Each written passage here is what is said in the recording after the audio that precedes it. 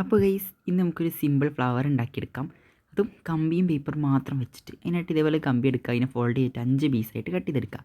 എന്നിട്ട് നമ്മൾ അതിനെ ഇതേപോലെ ഒരു ഇതളിൻ്റെ ഷേപ്പാക്കിയിട്ട് കട്ട് ചെയ്തിട്ട് 5 എണ്ണമാണ് നമുക്ക് വേണ്ടത്. ഇങ്ങനെ 5 എണ്ണാക്കി എടുത്തിട്ട് ഒരു പേപ്പർ എടുക്കുക, എന്നിട്ട് അതിനെ ഫോൾഡ് ചെയ്തെടുക്കുക, ഇതേപോലെ ഫോൾഡ് ചെയ്തെടുക്കുക.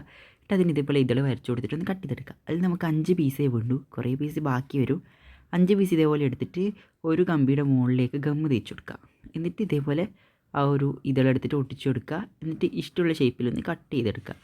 ഇഷ്ടമുള്ള ഷേപ്പ് എന്ന് വെച്ചാൽ അതിൻ്റെ അതേ ആകൃതിയിൽ ഇതേപോലെ ഒന്ന് കട്ട് ചെയ്തെടുക്കുക. അങ്ങനെ 5 എണ്ണം കട്ട് ചെയ്തെടുക്കുക.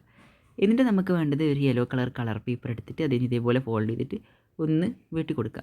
എന്നിട്ട് അതിനെ മടക്കിയെടുത്താൽ നമുക്ക് ഫ്ലവറിൻ്റെ ഉള്ളിൽ വെക്കേണ്ട സാധനം സെറ്റ് ആയിട്ടുണ്ട്. പക്ഷേ അതെനിക്ക് എപ്പോഴും ഉണ്ടാക്കിയ ഫ്ലോപ്പ് ആവും. ഇതേപോലെയാണ് എനിക്കുണ്ടാവുക. എന്നിട്ട് ഇതേപോലെ വെച്ചിട്ട് ഒന്ന് സെലോ ടേപ്പ് ഇട്ടിട്ട് കെട്ടിക്കൊടുക്കുക.